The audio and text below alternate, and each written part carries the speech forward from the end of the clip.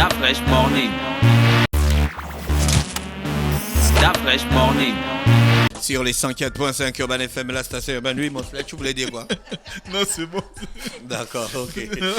Alors, on parle de quoi? Tu as dit qu'on revenait donc Oui, sur, comme je disais, on va parler de la reconduction de 15 jours à propos de l'état d'urgence. Vous savez que, comme je l'ai dit tout à l'heure, vous savez qu'il y a eu tout au long de la semaine dernière une question qui était celle de savoir si le confinement total du Grand Libreville allait prendre fin hier dans la nuit, du moins dans la nuit d'hier à aujourd'hui. Et évidemment, on attendait à ce que le gouvernement fasse une communication là-dessus pour pouvoir informer l'opinion sur les mesures à prendre, sur ce qui va se passer. Et par la suite, on a pu quand même lire d'abord à travers les réseaux sociaux, puis par la presse officielle, qu'il y a eu le dépôt d'un projet de loi auprès de l'Assemblée, sinon auprès du Parlement, pour pouvoir solliciter qu'il y ait la reconduction de l'état d'urgence, mais cette fois pour 3 mois.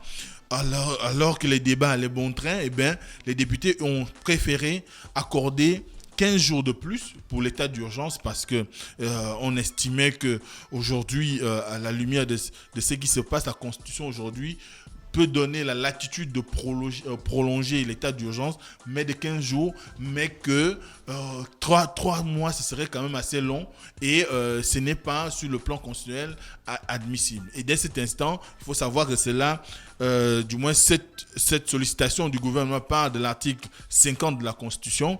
Et bien, ce qui s'est passé, c'est que en ayant choisi de reconduire l'état d'urgence pour 15 jours, c'était clair que les Gabonais, le Grand Libreville, va devoir revivre au rythme de ce qui s'est passé il y a 2 semaines, notamment des 15 derniers jours, qui était de pouvoir faire en sorte qu'il y ait un travail qui soit mené par les équipes mobilisées dans le cadre de la riposte contre le coronavirus pour éviter qu'il y ait une propagation de cette pandémie à travers le Grand Libreville, mais surtout à travers le pays. Et aujourd'hui, on peut quand même dire aux populations, parce que hier encore, il y a des gens qui ont posé la question de savoir est-ce que finalement il y a eu une reconduction ou pas.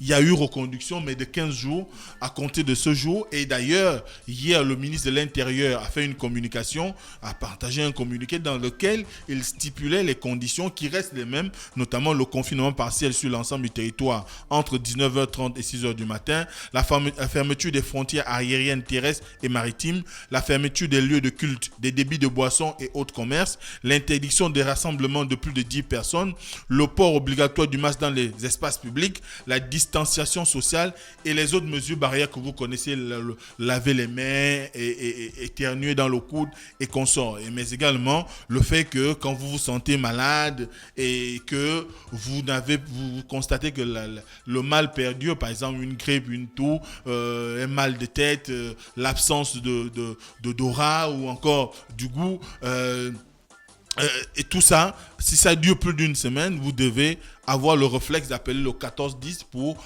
une intervention. Donc, le ministre de l'Intérieur a communiqué ces modalités qui restent en vigueur, mais également, il faut savoir que cette reconduction quand même suscite beaucoup d'intérêt auprès des populations, pour ceux qui ont pu suivre l'actualité, parce que beaucoup de personnes se demandent aujourd'hui quel était l'objet qui a conduit à ce que le gouvernement puisse convaincre les députés d'un prolongement de l'état d'urgence. Parce que vous savez très bien, avec tout ce qui s'est passé les 2 dernières semaines, on va y revenir tout à l'heure, mais ce qu'il faut savoir aujourd'hui, c'est que lorsqu'on suit un tout petit peu les communications du porte-parole du COPIL, on peut quand même comprendre qu'aujourd'hui, il y a un risque imminent. Si vous remarquez bien, nous sommes allés en confinement en ce qui concerne le Gabon, le confinement simple, comme le disait Gina tout à l'heure, accompagné du couvre-feu, je crois le 23 mars. Et par la suite, le 10 avril, le gouvernement a décidé de confiner l'ensemble du Grand Libreville. Et en prenant cette décision, c'était dans l'optique de pouvoir s'inscrire dans une logique d'éviter la propagation du virus. Or, qu'est-ce qu'on constate ? Depuis qu'il y a eu la mise en place du confinement, on a comme l'impression que le confinement total est venu amplifier le nombre de personnes contaminées au niveau de notre pays. Et vous savez que du début du confinement à aujourd'hui, comme le rappelait également Gina tout à l'heure, on a... Tu dis quoi? Que le confinement total est venu amplifier le nombre de Je contaminés? dis, on a l'impression. L'impression, là, tu tires ça de quelle analyse? L'impression du fait que lorsqu'on regarde, lorsque nous étions en situation de confinement simple, nous étions autour de 16 cas, à peu près, 16 cas, et que depuis le confinement total, il y a quand même... Mais il y a eu des contaminations, et puis il y a eu la période, toi-même tu disais ça ici, la C'est période ça- d'incubation c'est ça que je qui dure de dis. 2 semaines. Mais ne dis pas que c'est à cause du confinement Non, total. c'est pas ce que j'ai dit. Je dis qu'on a Arrête, l'impression. mon frère. On a l'impression. c'est une fausse analyse. Je m'inscris dans une logique de la compréhension auprès des populations. Après, je reviendrai sur l'intérêt qu'il y a à confiner aujourd'hui. Donc, dès cet instant, quand on regarde toutes ces évolutions, on se rend bien compte qu'on est parti d'un décès. On est aujourd'hui à 3 décès. On est parti d'à peu près 16 cas. On est aujourd'hui à 176 sur le pays et on a 143 personnes actives, donc qui sont reconnues comme porteuses du coronavirus au niveau de notre pays. Et dès cet instant, ce qui saute au premier pas auprès des populations, c'est cette augmentation alors que nous sommes censés être en confinement total. Avec leur comportement, on va Mais être en confinement total. ça- Ça, c'est étonnant comment?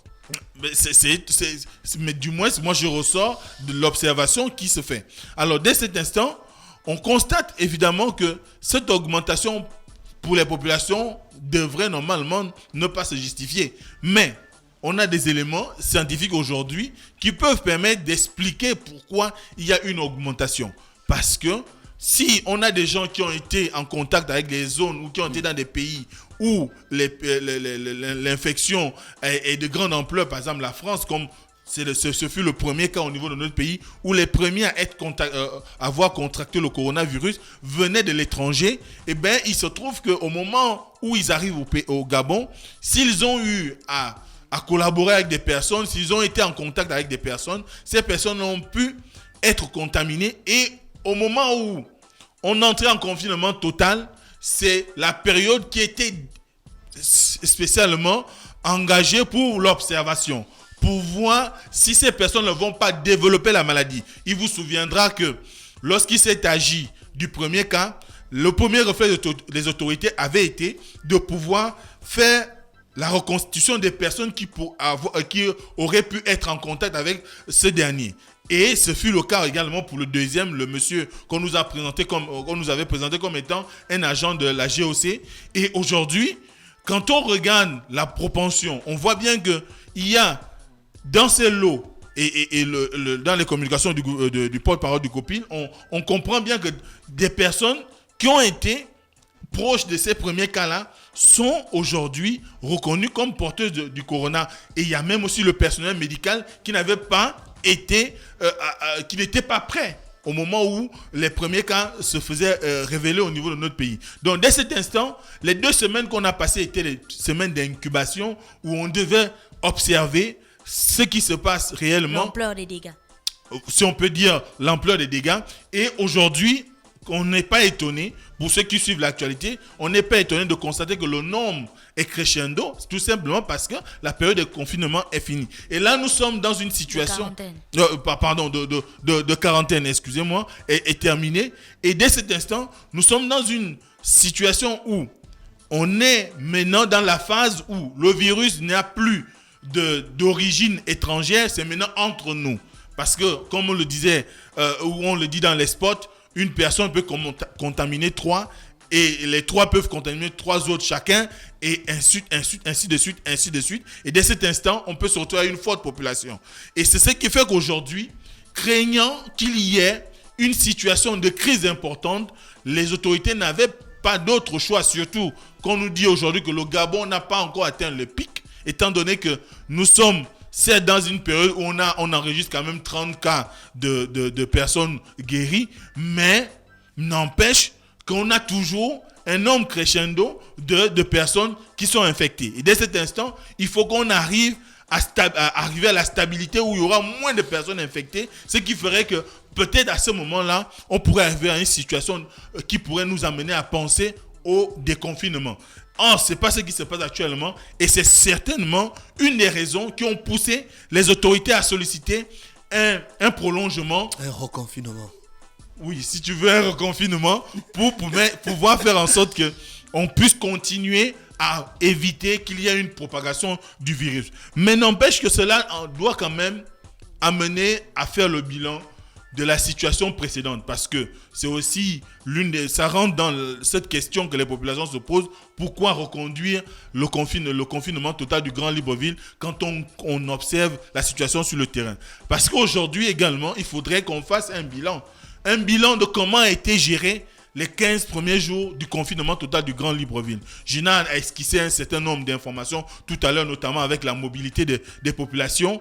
Je crois qu'aujourd'hui, quand on regarde, tout le monde est d'accord qu'il y a eu trop de circulation pendant les 2 dernières semaines. On a comme l'impression que c'est tout Libreville, malheureusement, qui a pu bénéficier de l'attribution des laissez-passer. Or, quand on parle de la période de confinement, il faudrait bien, on aurait souhaité qu'il y ait moins de circulation au niveau des artères de Libreville, ou encore moins de population en déplacement à travers Libreville. Toute la semaine dernière et même avant, on disait qu'il y a eu une explosion de joggeurs. Or, ces personnes-là, elles rentrent forcément en contact. Et comme je le disais une fois ici, il y a des informations aujourd'hui qui disent que c'est parce que vous faites du sport ou du footing que vous n'êtes pas en mesure d'être exposé à quelqu'un qui aurait le corona. Surtout que ceux qui font le footing ne portent pas de masque. Certains, on le fait avec le nez, les voies ouvertes. Donc, dès cet instant, C'est pas grave. Dès cet instant, on se retrouve à nous inscrire dans une logique qui voudrait que on devrait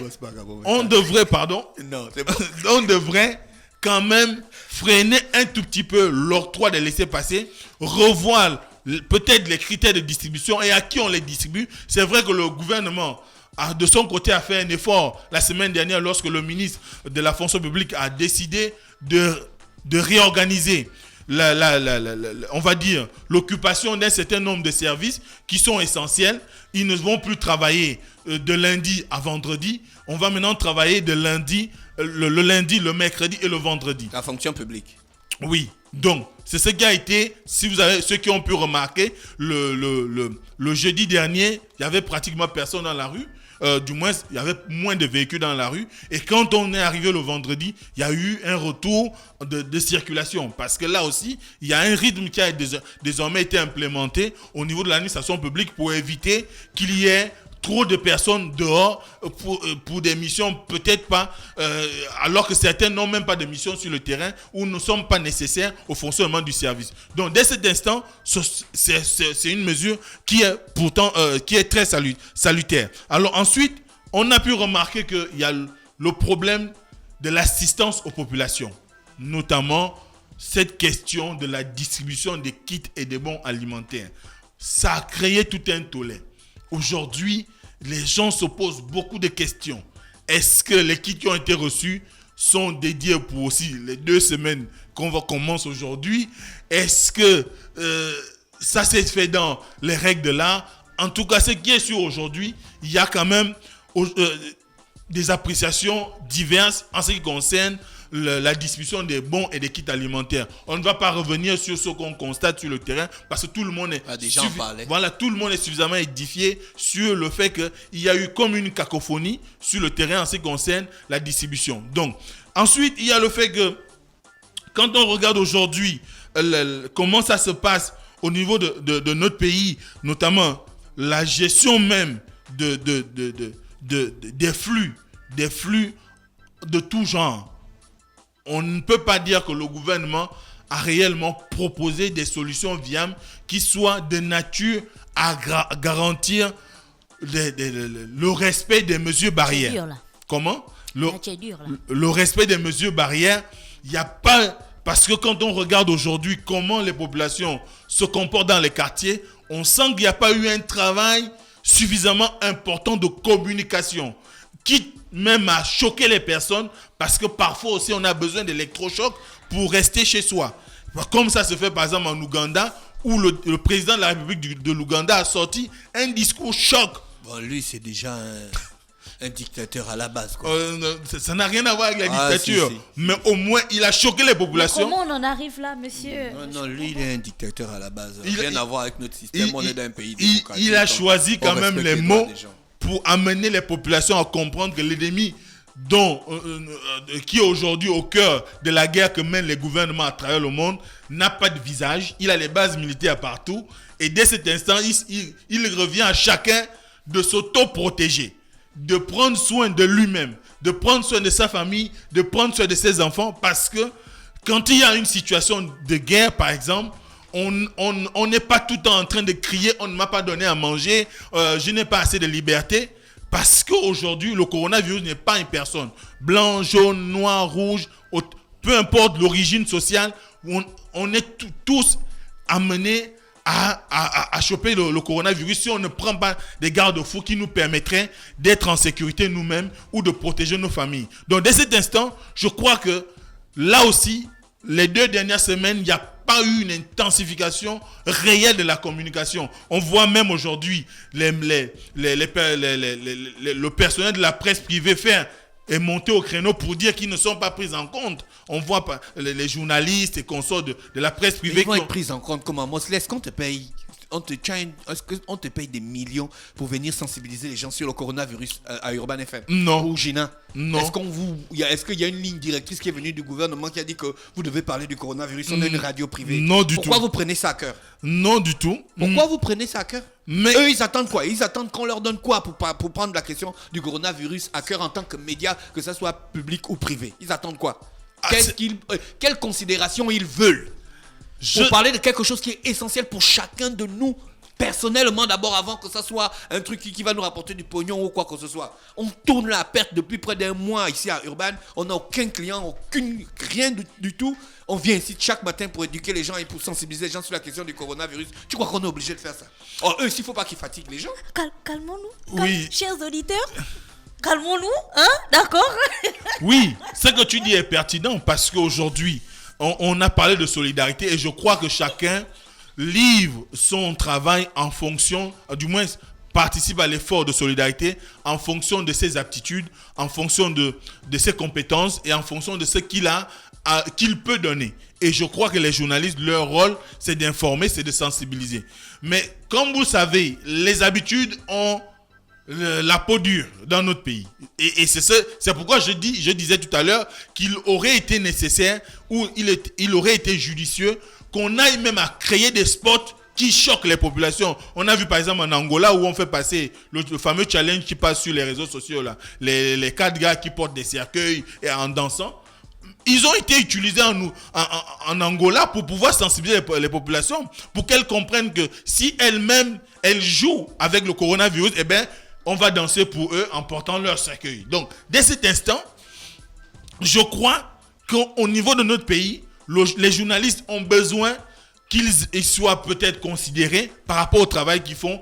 Est-ce que c'est sur le plan d'une quelconque rétribution qu'ils s'exprimaient ou c'était par rapport à l'accès à l'information? Parce qu'on ne peut pas dire aujourd'hui qu'au niveau de la circulation, il y a un problème avec les journalistes parce qu'aujourd'hui, il suffit juste de présenter sa carte professionnelle de presse ou sa carte de presse pour pouvoir circuler librement dans les rues. D'ailleurs, les agents de police vous disent même vous allez en rotation pour pouvoir voir ce qui se passe à travers les cartes. Donc, ça sous-entend qu'à ce niveau-là, il n'y a pas de problème. Mais je crois que le problème vient peut-être du nerf de la guerre. Ils auraient peut-être voulu bénéficier d'un certain nombre d'avantages sur le plan financier pour pouvoir travailler au mieux. Parce que là aussi, il y a des équipes, peut-être aussi des équipements, par exemple les masques, les gants et consorts, pour pouvoir arriver à satisfaire du moins leurs lecteurs ou encore leurs auditeurs ou leurs téléspectateurs. Donc dès cet instant, je crois qu'à ce niveau, il y a eu quand même un problème de coordination au niveau du gouvernement pour amener la grande majorité de la population à prendre conscience au niveau du Grand Libreville et à la Pointe-Denis de la dangerosité du coronavirus et qu'on espère, avec la conférence de presse ou le point de presse que va animer le Premier ministre cet après-midi, qu'il y aura beaucoup plus de mesures qui vont aller dans le sens de contraindre les gens à rester chez eux. Parce que là aussi, c'est un point important. On devrait revenir à la situation de l'ouverture des marchés, par exemple, 3 fois par semaine, comme cela avait été annoncé à la base au niveau de la communication du gouvernement. Au lieu que les marchés soient ouverts tous les jours, alors que pratiquement personne ne va au marché. Parce que les gens courent beaucoup plus après la banque alimentaire ou encore après les bons alimentaires. Donc, il faudrait plutôt réorganiser la banque alimentaire pour qu'elle puisse être en mesure de satisfaire les populations identifiées. Parce qu'on a dit qu'il y a 60 000 personnes qui ont été identifiées dans notre pays et qu'on devrait, dans ce cas, faire en sorte que la banque alimentaire arrive à remplir convenablement sa mission sans que cela soit dans l'optique d'amener les gens à se déplacer massivement pour aller à un certain nombre de points de distribution. On doit pouvoir aller dans les quartiers distribuer de façon beaucoup plus dynamique et organisée. Donc, c'est ça aujourd'hui la situation qu'on constate que les 2 premières semaines n'ont pas été totalement satisfaisantes, mais la reconduction tient du fait que aujourd'hui, selon les spécialistes, le Gabon n'a pas encore atteint le pic et c'est ce pic-là qu'on veut forcément éviter. Donc il faudrait que chacun, en toute âme et conscience, soit en mesure d'observer les mesures édictées par le gouvernement pour éviter de choper le coronavirus ou bien d'être atteint par le coronavirus, mais aussi pour éviter de le propager autour de soi parce qu'il y va de la sécurité des biens des personnes. Et tout le monde sait aujourd'hui que dans le même projet de loi qu'a eu à présenter le gouvernement au Parlement, il était question de voir les sanctions qu'on pourrait infliger aux gens ou aux personnes qui ne respectent pas le confinement total. Parce qu'aujourd'hui, il y a quand même un certain nombre de choses qui font qu'à un moment donné, quand on se retrouve dans des lieux publics, on ne peut pas être dans un grand magasin et vous n'avez pas des mesures qui vont dans le sens de demander aux personnes de pouvoir respecter un certain nombre de critères avant d'arriver à la caisse. Vous avez par exemple aujourd'hui les boulangeries. Moi, j'ai pu fréquenter les boulangeries pendant les 2 dernières semaines. D'abord, ils vous mettent une inscription. Vous n'avez pas de masque, donc de ce qu'ils appellent la bavette. Vous ne pouvez pas avoir accès à leur établissement. Donc, vous êtes contraint à avoir un masque. Peu importe la nature du masque, mais tant que vous avez quelque chose qui protège le nez et la bouche ou qui ferme le nez et la bouche, vous pouvez avoir accès. Et au sol, il y a des marquages qui vous permettent au moins d'observer les 1 mètre de sécurité. Il faudrait que tous les magasins ou toutes les échoppes qui sont ouvertes respectent ces mesures-là pour qu'on puisse réellement respecter la distanciation sociale qui est l'objet aujourd'hui de beaucoup de discours et qui est, je crois, nécessaire pour réellement éviter la contamination générale du coronavirus. C'était ça ton débat du jour? Oui. Merci. Vous êtes sur les 104.5 Urban FM, la station urbaine, et vous écoutez le Da Fresh Morning. René Ruth avec nous ce matin. René Ruth, bonjour. Da Fresh Morning.